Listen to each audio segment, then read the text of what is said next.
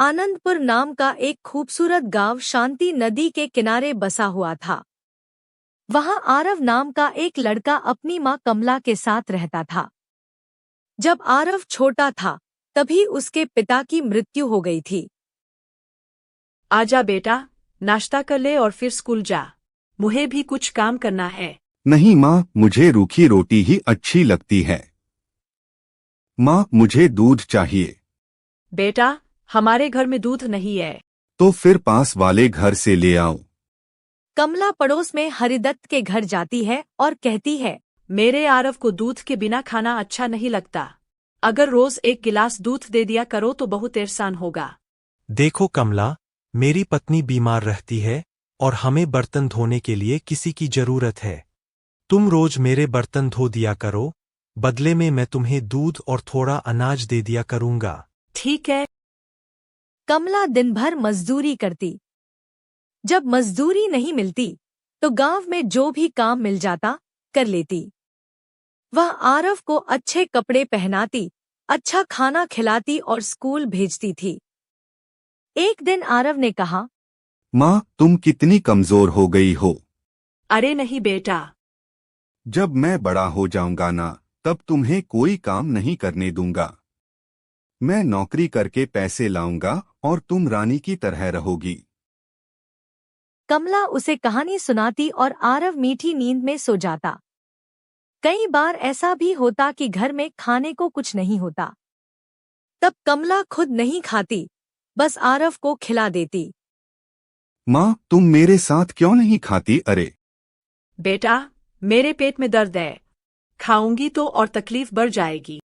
एक दिन आरव दाल परोसने के लिए भगोने का ढक्कन खोलता है और चौंक जाता है। इसमें तो कुछ भी नहीं है। माँ के लिए कुछ बचा ही नहीं। उसकी आंखों में आंसू भर आते हैं। वह समझ जाता है कि माँ ने सब कुछ उसे ही खिला दिया था। समय बीतता गया। आरव बड़ा हुआ। शहर में उसकी नौकरी लग गई। वह एक बड़ा अधिकारी बन गया। फिर उसकी शादी रिया से हो गई।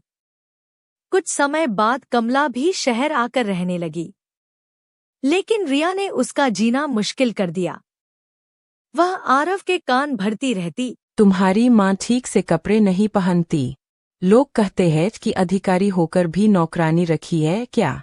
धीरे धीरे आरव भी बदल गया। माँ, तुम गांव चली जाओ। मैं तुम्हारा खर्च भेज दिया करूंगा। कमला गांव लौट गई। कुछ समय बाद आरव अचानक गंभीर रूप से बीमार पड़ गया। जांच कराने पर पता चला उसके दोनों गुर्दे खराब हो चुके हैं। डॉक्टर ने कहा, अगर तुरंत गुर्दा नहीं बदला गया तो जान जा सकती है। आरव ने हर जगह कोशिश की, रिश्तेदार, दोस्त, लेकिन कोई दानकर्ता नहीं मिला। अचानक एक गुमनाम दानकर्ता सामने आया और उसने अपना गुर्दा दान कर दिया। ऑपरेशन सफल रहा। 15 दिन बाद आरव घर लौटा। रिया ने कहा, देखा, दुनिया भर के लोग देखने आए, लेकिन तुम्हारी माँ देखने तक नहीं आई। आरव के मन में माँ के लिए नफरत भर गई।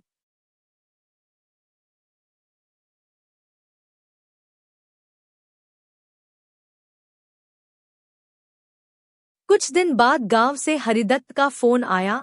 आरव, तुम्हारे घर से बदबू आ रही है। मकान बंद है, जल्दी आकर देखो।